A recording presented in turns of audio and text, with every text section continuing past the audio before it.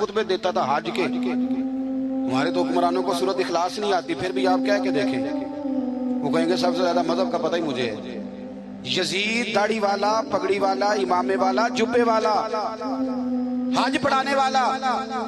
تو امام آپ کو کیا ضرورت پڑی تھی اس کے خلاف نکلے اور اس طرح نکلے کہ بچے قربان کرا دیے؟ تو امام حسین کے سارے خطبے، سارے مدینے سے مکہ، مکہ سے مقام بیضا، وہاں سے کربلا، سارے خطبے وہی خطبہ پھر دمشق میں امام زین العابدین کا، وہی پھر مدینے میں امام زین العابدین کا. امام حسین فرمانے لگے یزید اللہ کی حدوں کو توڑتا ہے، رب کے حلال کو حرام اور حرام کو. آپ کے ملک میں کہا نہیں جاتا کہ مولوی گنجائش نکالیں سود کے بارے میں؟ اتنا بڑا جرم جس کو کہا گیا کہ اللہ رسول سے جنگ ہے، یہ اتنے بڑے حرام کو حلال کرنے جا رہے ہو. کہا یہ اللہ کی حدوں کو توڑتا ہے، نمازیں چھوڑ کے پڑھتا ہے، رنڈیوں کا ناچ دیکھتا ہے، مجرا جو آج کل گند ہر ایک موبائل میں آیا ہے. یہ امام حسین نے یہ خطبہ دیا، فرمایا کہ مجرے دیکھتا ہے، ناچ دیکھتا ہے، عیاشیاں کرتا ہے. اور پھر امام حسین نے فرمایا میں نے اپنی آنکھوں سے اسے مدینے میں شراب پیتے دیکھا. فرمایا جو اتنے بڑے کبائر کرتا ہو اس کے ہاتھ میں ہاتھ دے دوں؟ یار سمجھو تو صحیح، امام حسین کا جہاد تو بے حیائی کے خلاف، شراب کے خلاف. امام حسین کا جہاد تو دین کو نافذ کرنے کا، نافذ کرنے. نماز پڑھنے سے یزید منع نہیں کرتا، نافذ کرنے کا جہاد. امام نے بچے کٹوا دیے، لیکن الیکشن میں بڑے شرابی کی بڑی فوٹو کے نیچے چھوٹی میری بھی لگی ہو، اور میں سب سے بڑا حسینی، سب سے بڑا یرانے سارے شرابیوں سے، یزیدیوں سے، اور سب سے بڑا حسینی میں. سارا گند ملت کے جوانوں کے موبائلوں میں، لڑکیوں کے کالج کے آگے لڑکوں کا رش، اور بہت ساری بچیاں بیچاری پڑھنا چھوڑ گئیں، کالج چھوڑ گئیں، اس لیے کہ باپ نگرانی نہیں کر سکتا، ڈیوٹی نہیں دے سکتا.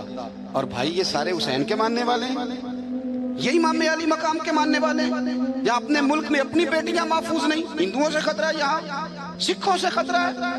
او میرے عزیز یاد رکھ، اگر تو گند دیکھتا ہے، گند کو پروموٹ کرتا ہے، گند کی بات کرتا ہے اور اس بے حیائی کو فروغ دیتا ہے، تو قیامت والے دن امام حسین کا ہاتھ ہوگا، تیرا میرا گریبان ہوگا. حضرت علی اکبر میدان محشر میں کھڑا کر کے سوال کریں گے کہ میں نے بازو کٹوا دیے اور تیرے ہاتھ چلتے رہے گندگی کے لیے، اس کو پروموٹ کرتا رہا. حضرت علی اکبر سوال پوچھیں گے. نوجوانوں یاد رکھنا، نوجوان وہ نہیں ہوتا جو کہتا ہے کہ میں جدھر جاتا ہوں تو ادھر میں ہی میں ہوتا ہوں، مرضی سے سوتا ہوں، مرضی سے اٹھتا ہوں، مرضی سے کھاتا ہوں، 15 لڑکیوں کے میرے موبائل میں نمبر ہیں. یہ جوانی نہیں، یہ تو کمزوری ہے آپ کی، یہ تو نفس کی غلامی ہے. جوان تو وہ ہوتا ہے جتنا قد اونچا ہو اتنی نظریں جھکی ہوئی ہیں. جوان تو وہ ہوتا ہے جتنا زیادہ اللہ قوت دے، اپنے سارے معاملات کو، اپنی عقل کو، اپنی قوت کو وہ در رسول کا غلام بنا دے. محمد بن قاسم آئے یہاں لڑنے کے لیے، راجہ دہر سے مقابلہ. 17 سال کا نوجوان، کتنے سالوں کا بول کے بتائیں؟ 17.5 سالہ دا منڈا کی کر لیندہ ویسے، برگر کھانے کے علاوہ، گھر میں لڑائی کرنے کے علاوہ. اور یہ غلطی ہماری ہے، ہمارے ہاں کوئی بڑا نہیں ہوتا، جب بچہ ہوتا ہے تو کہتے ہیں ابھی بچہ ہے، اس لیے غصہ کرتا ہے. اور جوان ہو جائے تو کہتے ہیں خون گرم ہے، بوڑھا ہو جائے تو کہتے ہیں انہیں پتہ ہی نہیں لگتا. اس سیانے ہونے دی کیڑی عمر ہے جی، وہ بھی بتا دیں، اس کا بھی کوئی بہانہ بتائیں، کب سمجھدار ہوگا. 17 سال کا نوجوان، عشق لگا سی کھیڈاں کھیڈ دی، تو پھر کھیڈاں بھول گئیاں. کجل پایا سی یار دے ویکھنے، پھر وہ دی یاد وچ روندیاں ہی ڈول گئیاں. حیدر شاہ اس گلی کدے نہ رول دی، پر ہن تے رول گئیاں. محمد بن قاسم آئے تو ایک بزرگ نے دیکھا محمد بن قاسم بڑے پریشان ہیں. کہنے لگے پتر خیر ہے؟ تو کہنے لگے حضور نہ تو رسموں کا پتہ ہے ہندوستان کے، اور سنا ہے راجہ دہر کی فوج بھی بڑی مضبوط ہے، کیسے لڑوں گا؟ کہنے لگے بیٹے تو ہمت کر، میں دعا کروں، اللہ تیری مدد کرے. چند دنوں کے بعد وہ بزرگ پھر ملے تو محمد بن قاسم بڑے حشاش بشاش. تو بزرگ کہنے لگے آج بڑے حشاش بشاش ہو، خیریت ہے؟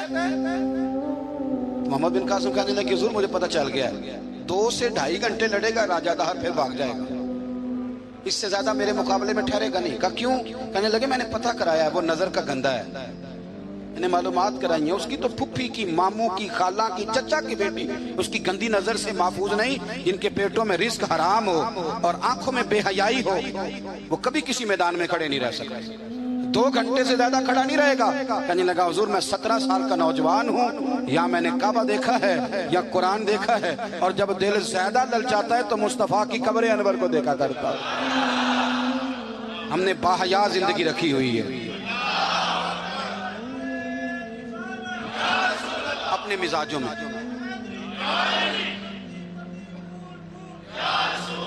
सुने, अल्लाह जज़ाए खैर, सुने। इमाम हुसैन ने ना सर सजदे में कटाया और तिलावत नेज़े की नोक पे भी जारी रही।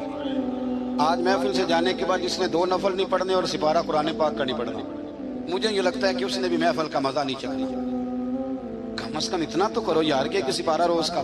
हजरत अब्दुल्ला इब्ने ज़ुबैर इमाम हुसैन की शहादत पर तकरीर कर रहे थे और फरमा रहे थे, तुमने कूफियों जालिमों उसको शहीद कर दिया जो 3 दिन से पहले कुरान पाक खत्म किया करते थे, और मैं जब भी दिन में उन्हें मिलता था उन्होंने रोजा रखा हुआ होता।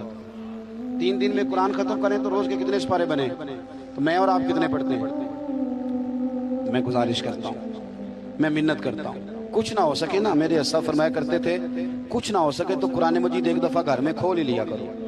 फरमाते थे उसके सफ़ों से ऐसा नूर निकलेगा कि तुम्हारा घर रोशन हो जाएगा। इसे खोल ही लो। कुरान से प्यार करो, इस्लाम से प्यार करो, दीन को अपनाओ। बच्चे उस वक्त नहीं नमाज पढ़ेंगे जब आप घर में लेक्चर देंगे कि नमाज पढ़नी चाहिए। आप मुसल्ला बिछा लें, 1.5 साल का बच्चा भी आपके साथ खड़ा हो जाए, उसको पता कोई नहीं नमाज क्या है, पर अब्बा पढ़ रहा है तो वो इंशाल्लाह पढ़ेगा। माँ सवेरे कुरान मजीद खोल ले। 3 साल की बेटी जिसको कुछ नहीं आता वो भी सकाफ लेके ना और सपारा लेके अलिफ बा ता सा पढ़ेगी। ओ मेरे भाई, फिर वो जब 3 साल की बेटी अपने बाप के लिए हाथ उठा के दुआ मांगेगी ना, तो मुझे लगता है अल्लाह रहमतों के सारे दरवाजे खोल देगा। इसलिए अपनी जिंदगी को सजाएं, संवारें। मोहब्बतें तकाजा करती हैं कि महबूब को तोहफे दिए जाएं। मोहब्बतें तकाजा करती हैं कि महबूब के लिए कुर्बानी दी जाए। वो आशिक झूठा होता है जो मोहब्बत तो करता है, कुर्बानी कोई नहीं देता। वो नाकाम आशिक होता है जो मोहब्बत तो करता है पर महबूब के लिए कोई तकलीफ बर्दाश्त नहीं करता। मेरे रसूल करीम अलैहिस्सलाम ने ना, हमारे यहाँ लोग समझते हैं जी मैं लाडला हूँ जी। भाई क्या मतलब? कहते हैं मैं लाडला हूँ, मुझसे प्यार बड़ा करते हैं। आपको पता है लाडला कौन होता है? नबी पाक सल्लल्लाहु अलैहि वसल्लम ने फरमाया मैं अपने रब का सबसे ज्यादा महबूब हूँ और सबसे ज्यादा तकलीफें भी मुझे ही आई हैं। लाडला उसको कहते हैं जिसको आंखों पे बिठाया जाए, कि लाडला तो वो होता है जिसे तकलीफ सहनी पड़ती, जो आजमाइश में होता है, जो अजियत में होता है, वो लाडला होता है। हुजूर फरमाने लगे, सुनो मेरी बात को, इसको समझो। फरमाया मैं अल्लाह का सबसे ज्यादा महबूब हूँ और सबसे ज्यादा तकलीफें भी मुझे आई हैं इसलिए कि मैं उसका महबूब हूँ। भाई ये मोहब्बत का रास्ता है। अगर आप लाडले हैं तो बताओ फिर अजियत कितनी उठाई, अगर आप लाडले हैं तो तकलीफ कितनी बर्दाश्त की। जितने लाडले हैं हजरत आदम से लेकर मेरे महबूब तक, सब ने तकलीफें उठाई। हुजूर के सहाबा ने बड़े गम सहे, जख्म पे जख्म खा के जी, खूने जिगर के घूंट पी, आह न कर लबों को सी, ये इश्क है कोई दिल लगी नहीं। हमारे यहाँ ना लोग समझते हैं मौज लग जाएगी, लाडला बन जाऊंगा। भाई यारी तेरी सोना पर अजमैशा भी तेरिया अग, ये सोना परखिया जामदा ही पहलो ना लगा दे लग। आप समझ लें इस बात को कि ये सरासर लाडला होने का माना सरासर इम्तिहान है। नबी करीम सल्लल्लाहु अलैहि वसल्लम की अहले बैत रब करीम के बड़े महबूब हैं और नबी पाक के बड़े लाडले हैं, और हुजूर के जितने भी लाडले थे वो सारे आजमाइशों में, सारे। लाडला वो पीर साहब का बेटा होता है जो करता कराता कुछ नहीं, हम मादरदाद वली है जी, लाडला है। मतलब क्या कहते हैं? ये कुछ भी नहीं करता, 4-5 बंदे होते हैं जो इसके जूते उठाते हैं, टिश्यू पकड़ते हैं, आगे पीछे दौड़ते हैं। ये लाडला है। लाडला तो वो है इसको दर्द हो, इसको आजमाइश हो, इसको तकलीफ हो, जो निकला हुआ हो, जो कुछ कर रहा। नबी पाक अलैहिस्सलाम के अहले बैत लाडले। सैयदा आयशा सिद्दीका फरमाया करती थी हुजूर की अज़वाज में से हुजूर को सबसे ज्यादा प्यार सैयदा खदीजतुल कुबरा के साथ था। सैयदा खदीजतुल कुबरा रज़ी अल्लाह ताला अन्हा मोमिनों की माएँ हैं। हुजूर अलैहिस्सलाम से निकाह होने से पहले वो मक्के की मलका शुमार होती थी। सोना है, चांदी है, तिजारत है, कारोबार है, घर है, हर चीज। आप फरमाती हैं 20-20 कनीजें मेरे पास होती थी, मैंने कभी पानी का प्याला भी उठ के नहीं पिया था। اور پھر میں لاڈلی ہو گئی نبی پاک کی، پھر لاڈلی ہو گئی، پھر حضور کی نظر کرم مجھ پر پڑی، پھر محبوب کریم علیہ السلام نے مجھے قبول فرمایا، اور پھر رنگ کیا بنا؟ ظہر کے وقت ابن اسحاق کہتے ہیں ظہر کے وقت نبی کریم کی بارگاہ میں ساری دولت، ساری کنیزیں، سارے غلام حضرت ختیجہ نے دیے ظہر کے وقت۔ عصر سے پہلے پہلے میرے نبی نے سارا کچھ تقسیم فرما دیا۔ یہ بطور مثال بیان کرتے ہیں، فرماتے ہیں یوں سمجھو کہ ظہر کے وقت دیے اور عصر سے پہلے پہلے حضور نے بانٹ دیے۔ وہ بی بی جس نے کبھی بھی پانی کا پیالہ نہیں پیا تھا، پھر وہ گھر میں جھاڑو دیتی، پھر وہ چولہے میں آگ جلاتی، اور پھر وہ خاتون، دیکھیں نا، بندہ غریب سے امیر ہو جائے تو گزارا ہو جاتا ہے، اور امیر سے غریب ہونا پڑ جائے بڑی مشکل ہوتی ہے۔ حضرت خدیجہ الکبریٰ نا باورچی خانے سے کھانا پکا کے نکلی، چولہا جلایا، اور جب نکلی تو 17 پیوند تھے پورے وجود پر کپڑوں کے، تینوں لب دیاں آپ گواچے، سانو اپنی خبر نہ کوئی، ساتھوں پارے نی ککھ گلیاں دے، ہن تے سانو آکھ دے لوگ شدائی، ننگ نموس دا ساڑ کے چولا، گل پہنے تاج گدائی، او سجنا اپنا آپ گوایا ہے تاں یار نے چاہتی پائی۔ نبی کریم صلی اللہ تعالی علیہ وسلم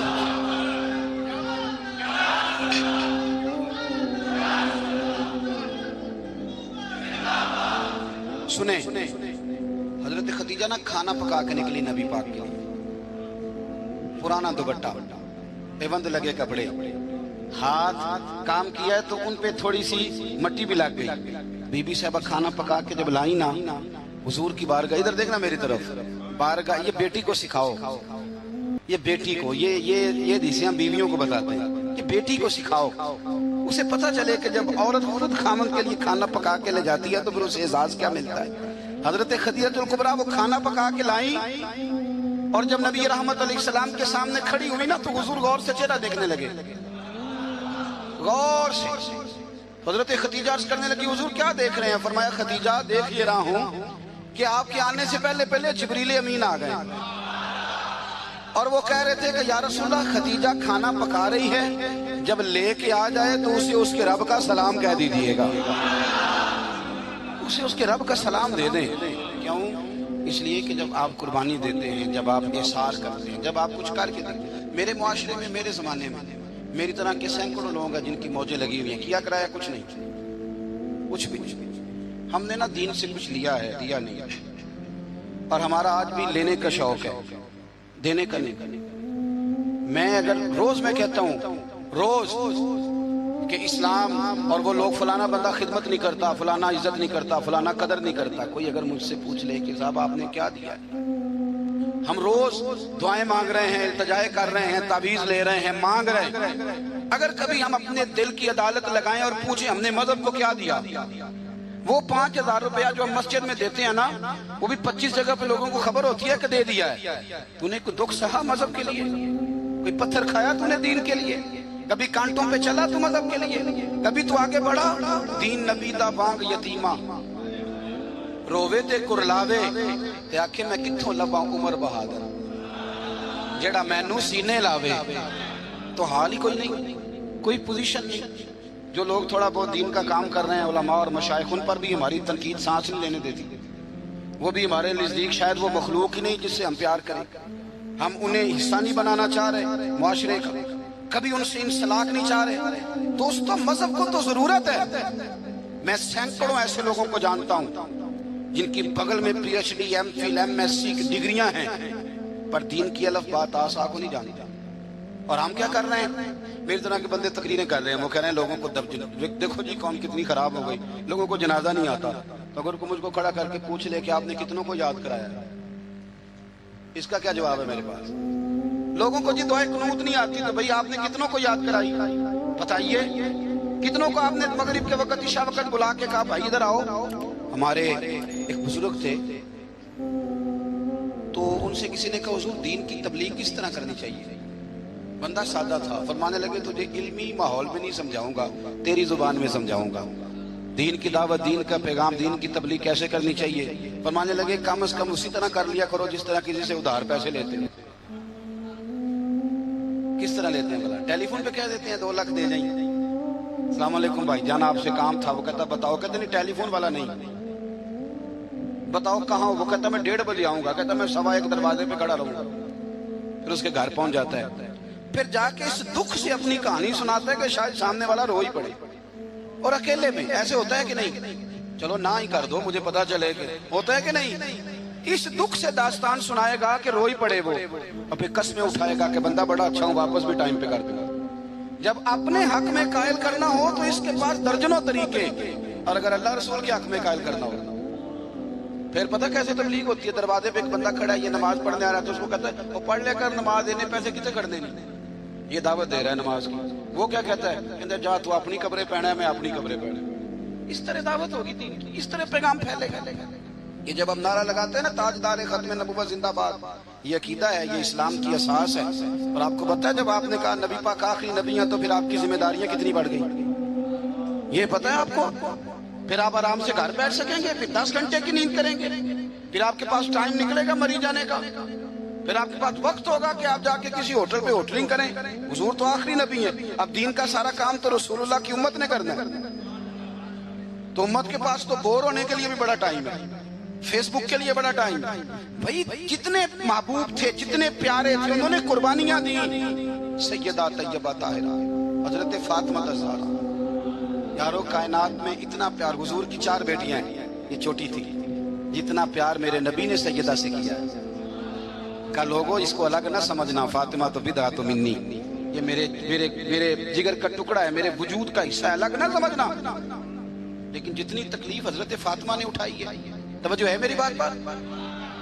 کسی نے پوچھا بی بی صاحبہ گھر سے کب نکلی پہلی دفعہ، کب نکلنا پڑا؟ تو حضرت فاطمہ رو پڑی، فرمانے لگی میری والدہ وصال کر گئی تھی، جناب ابو طالب کا انتقال ہو گیا، مجھے کسی نے آ کے خبر دی کہ فاطمہ حضور حرم کعبہ میں سجدے میں تھے، اور کفار نے اونٹ کی وزنی اجڑی، اونٹ کی اجڑی وزنی ہوتی ہے، وہ لا کے حضور کے کندھے پہ رکھ دی ہے، مولا علی بھی مکے میں موجود نہیں، جناب صدیق اکبر بھی نہیں، تو فاطمہ چلو ذرا، تو حضرت فاطمہ کہتی ہیں چھوٹی سی عمر میں دوپٹہ اوڑھ کے گویا برقع پہن کے میں گئی، اور فرماتی ہیں پھر جا کے میں نے رسول کریم کے سر اقدس سے اجڑی اتاری، یہ شہزادی ہیں، یہ کائنات کی مالکہ ہیں، یہ جنتی عورتوں کی سردار ہیں، اور ان کی آزمائش تو دیکھو، فرماتی ہیں میں نے وہ اجڑی اتاری، پھر حضور کو انگلی تھام کے میں لائی آب زمزم کے کنویں پر، پھر میں نے رسول کریم صلی اللہ تعالی علیہ وسلم کے سر اقدس پر زلفوں پر پانی ڈالا، پھر میں نے دھویا،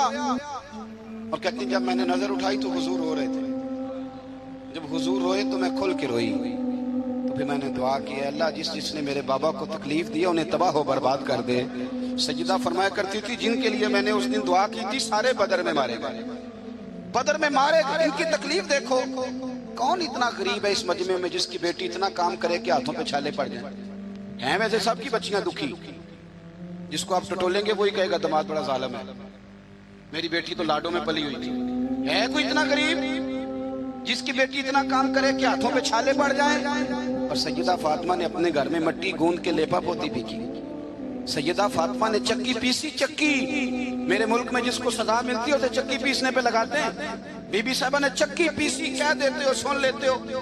کبھی پتہ ہے آپ کو کہ خاتون خامہ واشنگ مشین پر کپڑے دھوتی ہے تو رات کو کہتی ہے 2 گولیاں لا دو پینا ڈال کے، بڑی تھک گئی، وہ بھائی چکی پیس کے کھانا پکایا، اور ایک وقت کھایا تو ایک وقت بھوک کاٹی، اذیت اور تکلیف میں وقت گزارا۔ حضرت مولا علی کا جب نکاح ہوا تو اپنا مکان کوئی نہیں تھا، مسجد میں سوتے تھے، حضرت عارصہ بن نعمان کا مکان محبوب نے لے کر دیا، اس میں وقت گزارا، تکلیفیں ہیں، آزمائشیں ہیں، لیکن جب دین کو کچھ دینے کی باری آتی ہے، حضرت سیدنا سلمان فارسی فرماتے ہیں نبی کریم علیہ السلام کے پاس مہمان آیا تو حضور علیہ السلام نے فرمایا میرے گھر میں ظاہری طور پر کچھ نہیں، جاؤ کہیں سے پتہ کرو۔ جناب سلمان فارسی فرماتے ہیں میں حضرت علی کے دروازے سے گزرا تو مولا علی پوچھنے لگے خیریت ہے؟ میں نے کہا مہمان آیا ہے۔ توجہ ہے میری بات پر؟ سمجھ آ رہی ہے آپ حضرات کو؟ مہمان آیا ہے، اس کے پاس کھانے کو کچھ نہیں، تو کہتے ہیں میں مولا علی سے باتیں کر رہا تھا تو سیدہ فاطمہ اندر سن رہی، کہنے لگی علی انہیں روک لو، انہیں روکو، تو مولا علی پلٹ کے کہنے لگے فاطمہ 4 دن سے تو بچوں نے کچھ نہیں کھایا، فرمایا ان کی خیر ہے، مہمان کے لیے میرے پاس ہے۔ وَيُقْصِرُونَ عَلَىٰ أَنفُسِهِمْ وَلَوْ كَانَ بِهِمْ خَصَاصَةٌ، ان کے لیے میرے پاس ہے۔ کہا کیا؟ فرمایا گھر میں ایک بستر پڑا ہے، میں کون سا کبھی کبھار تو استعمال کرتی ہوں، جاؤ کسی کے پاس گروی رکھ دو یا بیچ دو۔ او یارو کب ایسا ہوتا ہے، لیکن قربانی قربانی ہوتی ہے۔ حضرت سلمان فارسی کہتے ہیں میں شمون یہودی کے پاس لے کے گیا، توجہ ہے نا میری بات پر، میں نے کہا یہ گروی رکھ لو یا خرید لو اور ہمیں ایک مہمان کے لیے 3 وقت کا کھانا دے دو۔ تو کہتے ہیں وہ خوشبو سونگھ کے کہنے لگا کہاں سے آیا ہے؟ میں نے کہا مولا علی کے گھر سے۔ کہتے ہیں وہ دوڑ کے اندر گیا، پھر آیا، پھر گیا، پھر آیا، تیسری دفعہ واپس آیا تو اس کے ہاتھ میں کچھ صفحے تھے۔ میں نے کہا یہ کیا ہے؟ کہنے لگا میں نے تورات میں پڑھا تھا کہ محمد صلی اللہ علیہ وسلم اور اصحاب محمد آخری محبوب کا طریقہ یہ ہوگا، ان کے غلاموں کا طریقہ یہ ہوگا کہ وہ اپنی جان پر بوجھ برداشت کر کے بھی غیروں کی مدد کریں گے۔ میں نے ساری نشانیاں دیکھ لی تھی، آج یہ نشانی بھی پوری ہو گئی۔ سودا بھی لے جا، کمبل بھی لے جا اور مجھے بھی لے جا تاکہ جا کے میں مصطفیٰ کا کلمہ پڑھ دوں، حضور کا غلام ہو جاؤں۔ بھائی قربانی، اظہار، کچھ دینا، دین کے لیے کچھ کرنا، اپنی خدمات کو پیش کرنا اور مخلص ہو کر، خالص ہو کر۔ یہ بہت زیادہ پوسٹر چھپتے ہیں نا جب ہمارے، اب ہم تو منع میری نہ کر سکتے، 20 30 آدمی بیک وقت ویڈیو بناتے ہیں، تو کسی وقت نہ شیطان حملہ بھی کرتا ہے، وہ کہتا ہے دیکھا کتنی بلے بلے، اس شہر میں بھی اتنے لوگ تھے، فلانی جگہ بھی۔ یہ بڑی مصیبت ہے، آپ کو اپنے آپ کو روک کے رکھنا، کہیں کھڑا کرنا، یہ ایک بہت بڑی آزمائش ہوتی ہے۔ اس لیے ملا رومی نے پورا کلام لکھا ہے، وہ کہتے ہیں زوال والے پر تو آزمائش ہی کوئی نہیں ہوتی، آزمائش تو ہوتی عروج والے پہ، زوال والے کو کیا۔ لیکن کبھی کبھی اکیلے بیٹھ کے سوچتے ہیں کتنا کچھ لے لیا ہے تو مذہب کو دیا کیا، ہم نے دیا کیا۔ آپ یقین کریں مذہب پر جو نظریاتی حملے ہیں، نظریاتی، آپ کی سوچ سے زیادہ ہیں، جو فکری حملے ہیں، فکری۔ اور چوتھا آدمی اٹھ کے سوال جواب کر رہا ہے، چوتھا آدمی۔ میں دیانتداری سے کہتا ہوں، ذمہ داری سے، جتنے عوام کو میں جانتا ہوں وہ دل پہ ہاتھ رکھ کے آج بھی ان کو انشراح صدر ہی نہیں۔ آج تک بہت سارے لوگ ایسے ہیں جو آج تک دل سے اس بات پر راضی نہیں کہ ملک میں نظام مصطفیٰ نافذ ہو جائے۔ میں حکمرانوں کی بات نہیں کر رہا، میں اپنی اور آپ کی کر رہا ہوں۔ کتنے فیصد لوگ ہیں جو یہ چاہتے ہیں؟ سوال ہی نہیں پیدا ہوتا، ہمارا مزاج ہی نہیں ہے، انشراح صدر ہی نہیں لوگوں کو نصیب۔ کتنے لوگ ہیں جو کہتے ہیں کام چل رہا ہے بس چلنے دو۔ دین کے لیے خدمات کرنا، اپنا پیش کرنا، 2 لفظ بول کے تائید کرنا، کسی مسجد سے پیار کرنا، کسی مدد۔ یہ ہمارے یہاں زلزلہ آیا کشمیر میں، ایک مدرسہ بھی ٹوٹ گیا، 25-26 بچے زخمی ہو گئے۔ جتنی تنظیمیں انسانی حقوق کی گئی ہیں وہ آپ کو سب زخمیوں کے سرانے کھڑی نظر آئیں گی، طالب علموں کے سرانے نہیں۔ جتنا استحصال مدرسے کے بچوں کا کیا جاتا ہے، جتنا چھوٹا اور ہلکا انہیں جانا جاتا ہے، اسی مسجد میں جس میں یہ اعلان ہو رہا ہوتا ہے نا کہ مسجد کے بچوں کے، مدرسے کے بچوں کے پیروں تلے فرشتے پر بچھاتے ہیں، اسی مسجد کی کمیٹی نے مدرسے کے بچے کے سر پر کھال بھی رکھی ہوئی ہوتی ہے۔ بھئی اس کے پیروں کے نیچے فرشتے نے پر بچھایا، تو نے اس کی گردن پہ کھال رکھ دی۔ غور تو کرنا، اس کا احساس کتنا تھا، تو نے کہاں کھڑا کر دیا۔ میرے بھائی، دین کا وہ وقار، دین کا وہ احساس، دین کی وہ شان۔ میں تکلیف سے بات کرنے لگا ہوں، تکلیف سے۔ ادھر دیکھو میری طرف، خالی پاکستان ہے کہ اسلامی جمہوریہ؟ چلیں آپ ہی نہیں اتفاق کر رہے تو آگے کیسے جانا ہے؟ بولے ہی نہیں آپ، کیا نام ہے ملک کا؟ بولیں۔ جب آپ کی وفاقی کابینہ کی میٹنگ ہو رہی ہوتی ہے تو کتنے علماء بطور مشیر بیٹھے ہوتے ہیں؟ کتنے؟ کبھی کوئی ایسا تذکرہ ہوا ہے؟ آپ کیا اس مکتبے کی یہ جو شعبہ زندگی علماء والا، اس کی آپ ضرورت نہیں محسوس کرتے کہ یہ بتائیں کہ یہ جو بل پاس ہونے لگا ہے اس کے بارے میں نبی پاک کا طریقہ مبارکہ کیا ہے، حضور کے ارشادات عالیہ کیا ہیں، دین کا منشا اس کے بارے میں کیا ہے؟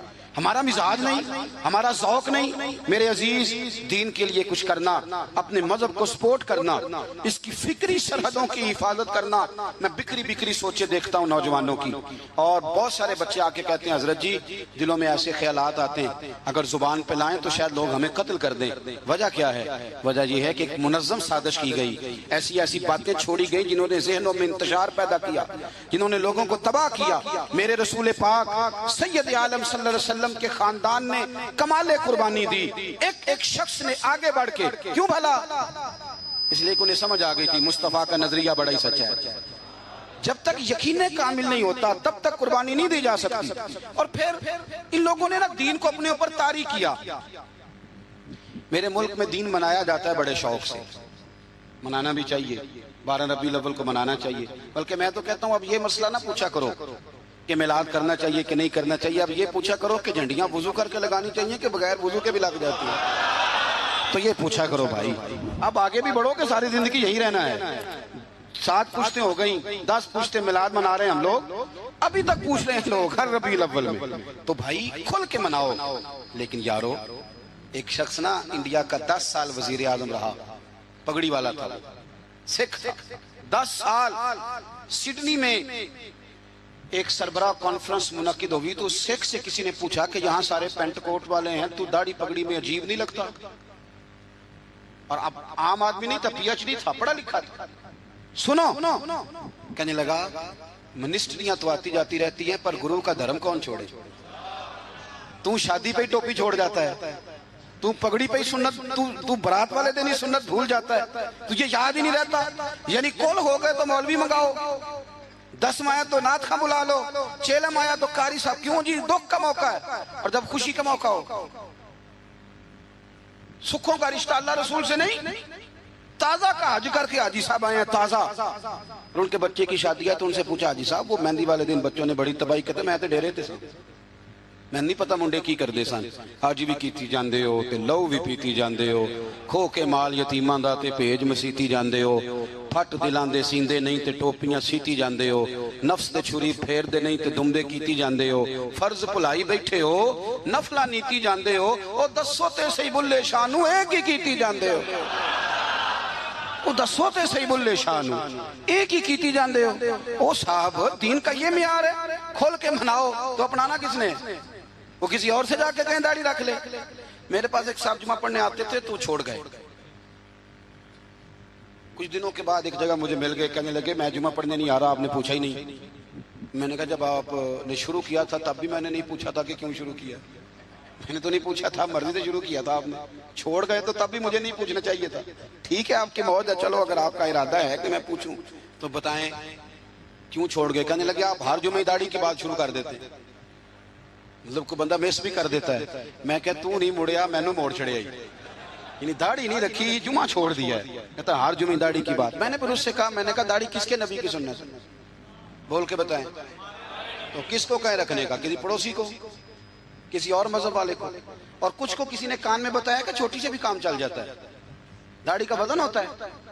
بولیں کبھی کسی نے آپ کو کہا کہ داڑھی میری بہت بڑی ہے تو میرے کندھے تھک گئے، تو رکھی ہے تو چھوٹی بھی رکھنی ہے تو بڑی تو میرے محبوب کا طریقہ ہے، ایک مٹھی داڑھی کے بغیر تو گزارا ہی نہیں، رکھ جو لی تو چھوٹی کا کیا معنی ہوگا؟ ویسے بھی جو حسن اور نورانیت مٹھی داڑھی میں پایا جاتا ہے، آپ کبھی تجربہ کر کے دیکھ لیں۔ آپ سفید داڑھی کو ایک طرف کھڑا کریں اور سیٹھ کو نواب کو جو بیوٹی پارلر سے کلین شیو کرا اسے دوسری طرف کھڑا کریں، سلوٹ کرنے کو اسی کو دل چاہے گا جس کی داڑھی سفید ہو۔ ہاں اور سنو بخاری مسلم کی حدیث، میرے رسول کریم سید عالم نور مجسم شفیع معظم صلی اللہ علیہ وسلم نے فرمایا، حضور فرمانے لگے، نبی کریم فرمانے لگے، لوگوں جس نے 3 لوگوں کی عزت کی۔ یا رسول اللہ کس کی؟ فرمایا عدل کرنے والے بادشاہ کی، قرآن کے عالم کی، اور سفید داڑھی والے مسلمان کی۔ فرمایا جس نے ان تینوں کی عزت کی سمجھے میں نے اپنے رب کا حیا کیا ہے۔ اتنی بڑی بات کر دی نبی کریم نے، اتنی بڑی بات، تھوڑی محبت۔ اہل بیت نے نا دین کے لیے قربانیاں دی اور پھر دین کو اپنایا، بڑے میٹھے اخلاق تھے اہل بیت کے، دل میں بڑی صفائی، طبیعتوں میں بڑی مٹھاس، معاف کرنے کا بڑا ہی جذبہ، معاف کرنے کا بڑا، ہم تو بدلہ لے رہے ہیں، اوہو پنچایت میں کبھی صلح کر بھی لیں تو معافی نہیں دیتے، کہتے ہیں اب تو چودھری صاحب کہہ رہے ہیں مان جاتا ہوں، پھر جب میرے قابو آئے گا نا تو معافی نہیں دیتے، صلح کر لیتے ہیں کسی کے کہنے پر۔ نفسیاتی طور پر ہم بڑے ڈسٹرب اس لیے ہیں کہ ہم بے سکون رہتے ہیں جان بوجھ کے، وجہ ہی کوئی نہیں، لیکن جب تک زندگی ہے اللہ نے زندہ رکھنا ہے، اور جب وقت آ جانا ہے تو پھر کوئی ہمیں بچا سکتا، تو ٹینشن کس بات کی ہے، ڈپریشن کس بات کا ہے؟ ایک بات۔ دوسری بات یہ کہ دوسروں کی نفسیات کا بھی تھوڑا تھوڑا خیال کریں۔ ہم پتہ کیا چاہتے ہیں، سارے میرے مطابق چلیں، پھر نفسیاتی مسائل پیدا ہوتے ہیں۔ میرے ساتھ اگر 100 بندہ پیار کرتا ہے تو ان کے مطالبے الگ الگ ہیں، کوئی کہتا ہے جناب کو پیار ہی کرنا چاہیے، ہر ایک سے مسکرا کے ملنا چاہیے، کوئی کہتا ہے حضرت صاحب اتنا بھی پیار کریں تو لوگ نگل جاتے ہیں، تھوڑی ڈنڈی پٹی بھی ہونی چاہیے۔ دونوں قسم کے لوگ ہیں نا جی۔ ایک وہ شخص ہے جو کہتا ہے اتنا بڑا مجمع ہے تو 2 سیکیورٹی گارڈ بھی ہونے چاہیے. تیسرا کہتا ہے جی یہ عجیب عجیب لگتا ہے, ایک گارڈ رکھے ہوں کسی بندے نے, کسی بڑے آدمی. تو یہ ہر بندے کا مطالبہ. اب آپ نے کیا کرنا ہے؟ آپ نے لوگوں کے مزاج کی رعایت کرنی ہے. جہاں تک آپ پیار کر سکیں آپ نے کرنا ہے, جہاں تک محبت کر سکیں آپ نے محبت. نبی پاک نا بچوں کے مزاج کا خیال کرتے, چھوٹے بچوں. حضور پاک سے گزرتے تو فرماتے السلام علیکم. ایک بچے نے نا حضور کے کپڑوں پر پیشاب کر دیا تھا, اس کی ماں پریشان ہو گئی, بخاری ہے. یا رسول اللہ وہ بچہ تھا پتہ نہیں چلا. تو نبی پاک فرمانے لگے کیا ہو گیا, وہ بچہ ہے, اللہ نے پانی پیدا کیا نا, ابھی اس پہ پانی بہائیں گے سب ٹھیک ہو جائے گا. وہ بچہ ہے. لیکن حاجی صاحب گھر میں بگڑ جاتے ہیں, پوتا اگر پیشاب کر دے کہتے ہیں میں نماز پڑھنی ہوں, وہ بگڑ جاتے ہیں. پیر صاحب بگڑ جاتے ہیں اس بات پہ, علامہ صاحب بگڑ جاتے ہیں, سیٹھ صاحب کہتے ہیں پتہ ہی نہیں بچے نے پیشاب کر دیا ہے. حضور نے فرمایا کہ بچہ بچہ ہوتا ہے, وہ چھوٹا ہے, اس کا ایک مزاج ہے, اس کا ایک مطالبہ ہے. اب آپ یہ کہیں کہ وہ بڑا مجھے پاک صاف سمجھتا ہے تو اس رویے سے میرے ساتھ وہ ملاقات کرے, آپ اس کے مزاج کی رعایت کریں گے. نبی کریم کے غلام کے بیٹے ہیں حضرت اسامہ بن زید, نواسوں کی بات نہیں سنا رہا. زید بن حارثہ حضور کے غلام تھے, ان کے بیٹے ہیں, چھوٹی عمر تھی, ناک بہ رہا تھا. ویسے دادا جی ناک صاف کر دیتے ہیں پوتے کا, ہو سکتا ہے وہ ڈانٹ دیں کہ چل دوڑ جا کتنا گندا, اماں سے کہا تیرا ناک صاف کرے, چل نلائق. نانا بھی کہا چل بھاگ جا, کیونکہ وہ حاجی صاحب نے وضو کرنا ہے, نماز پڑھنی ہے, تو ان کے قریب یہ چیز آگے تو بڑا مسئلہ بن جائے گا. نبی کریم صلی اللہ علیہ وسلم نے کہا عائشہ اسامہ کے ناک بہ رہی ہے صاف کر دو. حضرت عائشہ کہتی ہے میں ذرا اٹھی کو کپڑا دیکھ لوں تو حضور جلدی سے اٹھے. ایک روایت تو یہ ہے کہ حضور نے ناک پونچھ دیا, اور دوسری میں ہے کہ نبی پاک قریب پہنچ گئے. جناب عائشہ کہتے ہیں میں نے ہاتھ پکڑ لیا, میں نے کہا حضور کپڑا لینے گئی تھی, آ گئی. کہتے میں نے اپنے ہاتھوں سے ان کی ناک صاف کر دی, ریٹ صاف کر دیا. اللہ کے رسول گویا میری طرف دیکھ کے مسکرائے, حضور راضی ہوئے. بچے تو بچے ہوتے ہیں, بچے تو بچے ہوتے ہیں. اب آپ کو بچہ حاجی صاحب مانے, پہلے نمازی صاحب مانے, آپ کو پہلے بچہ جو ہے وہ بڑا سیاںہ مانے, سمجھدار مانے, عقل مند مانے, پیر صاحب مانے. چھوٹا بچہ تو وہ نہیں مان سکتا. آپ اس کی نفسیات کے مطابق اس کے ساتھ چلیں. آپ رویہ وہ رکھیں کہ وہ بچہ ہے, وہ چھوٹا ہے. حضور بچوں کے پاس سے گزرتے تھے تو انہیں سلام کہتے تھے. آپ بھی کہتے ہیں, آج سے کہیں گے. حضور گزرتے چھوٹے کہتے السلام علیکم. اور نبی پاک صلی اللہ علیہ وسلم کبھی کبھی نا بچے کھیل رہے ہوتے تو حضور بیٹھ جاتے, فرماتے یار میرے سینے سے تو لگو. حضور زمین پہ بیٹھ جاتے, بچہ یوں ہاتھ پہ, بچہ دوڑا آتا, حضور کے سینے سے جب لگتا تو نبی پاک گر جاتے اور فرماتے اوئے ہوئے تم نے تو مجھے گرا ہی دیا ہے. یہ بچوں کے ساتھ آپ جو رویہ رکھیں گے وہ میٹھا ہوگا. اب آپ کہیں گے چونکہ اب میں ایک عہدے پہ ہوں, میں ایک منصب پہ ہوں, تو یہ آپ کی نفسیاتی کمزوری ہے. پھر کیا ہوتا ہے, بچوں کو ڈانٹ کے رکھا جاتا ہے, بے جا ڈانٹ ڈپٹ, بے جا سختی, اور بے جا ان کے ساتھ رویے, اور ان کے ساتھ بڑی عجیب و غریب قسم کی جو ہے وہ ہماری جو ہے وہ گھٹن گیپ آ جاتا ہے بچوں کے درمیان. بچے, میں کہا کرتا ہوں, پھر بچے ہمیں دکھ نہیں سناتے, وہ پھر غلط آدمی کو دوست بناتے ہیں, پھر اس غلط آدمی کو اپنی بات بتاتے ہیں, غلط آدمی رازدار بن جاتا ہے. آپ ان کی نفسیات کے مطابق ان سے پیار کریں, انہیں ٹائم دیں. آپ دیکھیں یہ کیا سوچتے ہیں, کیا کہتے ہیں, اس طرح کا ان کا رویہ ہے بچوں کے ساتھ. پھر نوجوان جب کوئی ہو جاتا ہے تو اس کی سوچیں جوان ہو جاتی ہیں. نوجوانوں سے معذرت کے ساتھ نبی پاک علیہ السلام نے نوجوانوں کی حکومت سے پناہ مانگی, نوجوانوں کی حکومت سے پناہ مانگی ہے, اس لیے کہ نوجوان بڑی جلدی پیار بھی کرتا ہے اور بڑی جلدی نفرت بھی کرتا ہے. سوچیں مضبوط نہیں ہوتی. نوجوان آدمی, جوان آدمی, بکھری ہوئی سوچیں ہوتی. میرے رسول کریم صلی اللہ علیہ وسلم نوجوانوں سے ان کے مزاج کے مطابق ڈیل کرتے تھے, ان کی طبیعت کے مطابق ان کی ذہن سازی کرتے تھے. ہم نا جوانوں کو وقت نہیں دیتے, ہم مطالبہ کرتے ہیں نوجوان سے کہ وہ ہے نوجوان, باتیں بوڑھوں والی کرے. اگر جوانی میں بوڑھوں والی باتیں کرے تو پھر تو شیخ سعدی کہتے ہیں سارے بوڑھے چھوڑ کے اس نوجوان کے پاس بیٹھو, اس کے پاس فیض زیادہ ہے. اگر ایسا ہو جائے, کیونکہ در جوانی توبہ کردن شیوہ پیغمبری, یہ تو اچھی بات ہے, لیکن میرے عزیز اگر ایسا نہ ہو, ایسا ممکن نہ ہو, تو پھر نوجوان کو آپ اس کی طبیعت کے مطابق ڈیل کریں.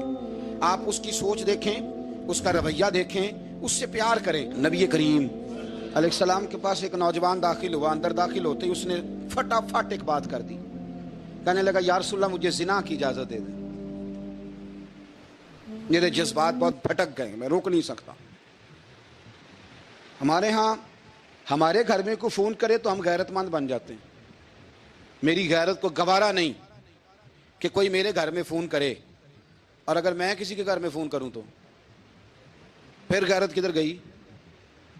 پھر بھی آپ غیرت مند نہیں صاحب, پھر بھی آپ غیرت مند نہیں.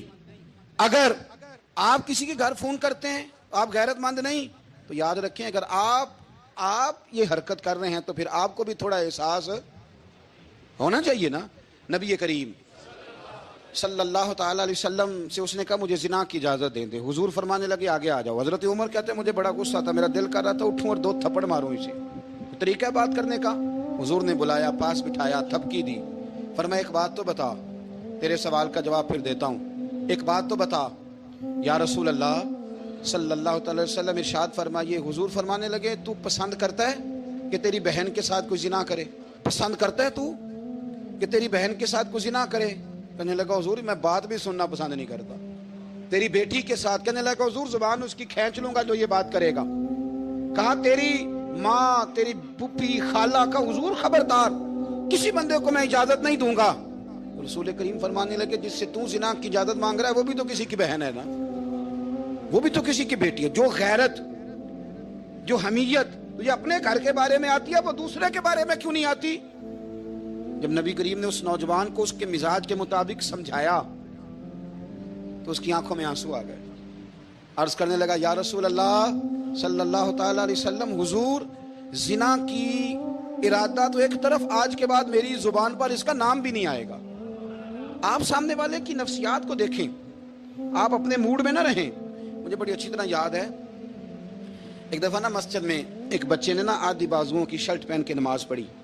ایک بابا جی نے ان کو نا منع کیا, کہنے پورا کپڑے پا کے آیا کر, پتہ نہیں تمہیں.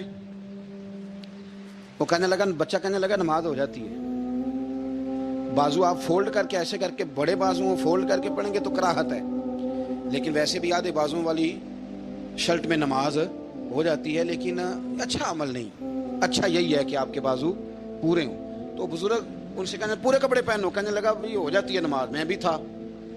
تو مجھے انہوں نے کہا جی حضرت صاحب بات سننا. میں نے کہا جی حکم. کہنے لگے ان کپڑوں میں نماز ہو جاتی ہے؟ میں نے کہا جی ہو جاتی ہے. کہنے لگتا ہے منڈا چودھریاں دا ہے, منڈا لگتا ہے چودھریاں دا ہے. فٹافٹ اسی وقت انہی پیروں پہ میں کہا جی ہے واقعی چودھریاں دا بچہ. لیکن مسئلہ یہ ہے کہ دین چودھری کے لیے بھی وہی ہے اور غریب کے لیے بھی. تو آپ اس بچے بیچارے کو اندر آنے تو دیں, اس کو مسجد میں داخل ہونے دیں, انشاءاللہ کپڑے بھی ٹھیک پہن کے آ ہی جائے گا. لیکن ہم نے تو ذہن بنا لیا ہے کہ ہم نے اپنی مرضی کے مطابق لوگوں کو قابو کرنا ہے. ہم لوگوں کی ذہن کے مطابق اترنے کو تیار نہیں, بس سارے میرے مطابق چلیں. یہ تو بات کو پیشوا کرے گا, مقتدا کرے گا, وہ بھی سمجھائے گا. رسول کریم علیہ الصلوۃ والسلام لوگوں کو جبرن نہیں جھکاتے تھے, حضور دلائل دیتے تھے. نوجوان بچوں کو موقع دیں, انہیں سمجھائیں, انہیں قائل کریں, ان سے پیار کریں, ان کی نفسیات کو سمجھیں, اس کے مطابق ان کے ساتھ آپ ڈیل کریں, پھر آگے بڑھیں. عورتوں کے بارے میں میرے نبی کریم علیہ السلام نے بڑی نصیحت فرمائی ہے. محبوب کریم فرمانے لگے عورت ٹیڑھی پسلی سے پیدا کی گئی ہے, سیدھا کرنا چاہو گے ٹوٹ جائے گی. یہ جیسی ہے اس کے ساتھ ویسے ہی گزارا کرو, اس کی نفسیات کو سمجھ جاؤ. عورت تھوڑا سا چاہتی ہے کہ وہ کھانا پکائے تو اس کی تعریف کر دی جائے. تو بھائی کھڑی ہے صبح سے بورتی خانے میں, 2 لفظ بولنے میں کوئی حرج ہے؟ اور اگر کبھی نمک زیادہ ہو بھی جائے تو کیا خیال ہے, بیوی جان بوجھ کے زیادہ ڈالتی ہے؟ اس کا شوق ہے کہ اس کی انسلٹ ہو. ہمارا رویہ اتنا سخت ہوتا ہے, بعض اوقات اتنا تکلیف دہ ہوتا ہے کہ اس سے جذبات کو ٹھیس پہنچتی ہے, مزاج میں خرابی آتی ہے. تھوڑی تعریف دیکھیں, عورت چاہتی ہے تھوڑا سا کہ میرے خاندان والے, میرے سسرال والے میری تھوڑی عزت کریں. تو وہ اگر سارا کچھ چھوڑ چھاڑ کے آ گئی ہے تو جس طرح ہم اپنی بیٹی کے لیے ذہن رکھتے ہیں عزت کا, اگر تھوڑا اس کے لیے بھی بنا لیں گے تو میرا خیال ہے کوئی حرج والی بات. ہم نا لوگوں کا خیال رکھنے کی بجائے لوگوں کو چڑھاتے ہیں. ناراض تو نہیں ہو جائیں گے آپ؟ نہیں, رہن دینے لگتا ہے تو ہو جانا ہے بھائی, چڑھاتے ہیں لوگ. کسی نے کہہ دیا نا کہ یہ میرے گھر نہ آئے آج کے بعد, باپ نے بیٹے کو کہہ دیا یہ تیرا رشتہ دار نہ آئے, وہ کہتا ہے تو سویرے ضرور آئی, ویکھاں گا تینوں کڑا ڈکدا ہے, آنا صبح. وہ کسی نے کہہ دیا نا اس گلی سے نہ گزرنا, کہنا میں ابھی گزروں گا, تو دیکھ لے جو تو نے کرنا ہے. ہم لوگوں کی نفسیات کے, بلکہ پتہ چل جائے نا فلانے کو فلان چیز بری لگتی ہے, اس کو لوگ زبردستی کرتے ہیں, چڑھاتے ہیں, نفرتیں پیدا کرتے ہیں, اس کے اندر غرور لاتے ہیں, مزاج کے اندر چڑچڑاپن پیدا کرتے ہیں. یہ کام نہ کریں. آپ اپنے لیے کیا گراؤنڈ بنا رہے ہیں کہ لوگ آپ سے نفرت کریں, لوگ تکلیف دیں آپ کو. یہ نوجوان بچے کسی نے ہارن دے دیا گاڑی کا, تو آپ اس نے گاڑی پیچھے کرنی نہیں, وہ ماں بدولت کو ہارن بجا دیا ہے. یہ مہذب قوموں کا یہ رویہ نہیں ہوتا. یہ تو وہ قومیں ہیں جو مطلب بڑی تنگ ہیں اپنے آپ سے. یہ بڑے آوازار لوگ ہیں. ٹھنڈے رہیں, میٹھے رہیں, پیار کریں, دوسروں کے جذبات کا احساس کریں. نبی کریم صلی اللہ تعالیٰ علیہ وسلم نے ایک دن حضرت عائشہ صدیقہ سے کہا, عائشہ تیرے ساتھ ایک بات نہ کروں, حضور کریں. فرمایا جب تو ناراض ہوتی ہے تب بھی مجھے پتہ چل جاتا ہے, اور جب تو راضی ہوتی ہے تب بھی مجھے خبر ہو جاتی ہے. اتنا دھیان رکھتے ہیں خامن کار میں کہ اب اس کی پوزیشن کیا ہے اور اب یہ کیا سوچتی ہے اور کس بات پہ اس کو جو ہے وہ ناراضگی ہوتی ہے. مجھے جب تو راضی ہوتی ہے تب بھی پتہ ہوتا ہے ناراض. تو حضرت عائشہ کہتی ہے نہیں نہیں حضور ایسی تو بات ہی کوئی نہیں, آپ بتائیں. تو حضور فرمانے لگے جب میں کسی اور زوجہ کے پاس تھوڑا وقت گزار لیتا ہوں زیادہ, اور جب میں آتا ہوں تو ناراض ہوتی ہے. یا رسول اللہ آپ کو کیسے پتا؟ فرمایا بتاؤں حضور بتائیں. فرمایا اس وقت جب تو قسم اٹھاتی ہے تو کہتی ہے لا و رب ابراہیم, مجھے ابراہیم کے رب کی قسم. اور جب تو مجھ سے راضی ہوتی ہے تو کہتی ہے لا و رب محمد, مجھے محمد کے رب کی قسم. تو پھر حضرت ابراہیم کا نام لے لے کے حضرت عائشہ کہنے لگی محبوبہ قربان جاؤں, بات بالکل ٹھیک ہے. ایسے ہی ہے یا رسول اللہ, بالکل بالکل ایسے ہی ہے. جب تھوڑی خفگی ہوتی ہے تو میں یہ کام, تو حضور تو لوگوں کے مزاج کا خیال کرتے تھے. نبی کریم کو تو پتہ ہوتا تھا, لیکن ماں بدولت کہتے ہیں سارے میری مرضی کے مطابق چلیں. ہاں میں نے زندگی میں یہ تجربہ بھی کیا ہے کہ آپ لوگوں کا خیال رکھنے لگ جاتے ہیں تو لوگ خراب بھی ہو جاتے ہیں, اس میں کوئی شک نہیں. وہ سمجھتے ہیں شاید میری ضرورت بڑی ہے. نہ یہ بات نہیں بھائی, بات کچھ اور ہے. حضور رحمت اللہ للعالمین ہے نا, تو کافر ہے یا منافق ہے حضور کی تو ڈیوٹی ہے پیار کرنا. لیکن کافر کو تو چاہیے نا کلمہ پڑھے, منافق کو تو چاہیے نا مومن بنے. او بھائی میں نے کہا وہ بزرگ ہیں, ان کی ذمہ داری ہی پیار کرنا ہے, وہ جو بھی جائے گا اس سے. لیکن تو بتا تو نے پیار میں سے سیکھا کیا ہے, لیا کیا ہے, تیرے اوپر اثر کیا ہے. پیار کرنا شفقت کرنا اور ہے, یہ جملہ میرا یاد رکھنا.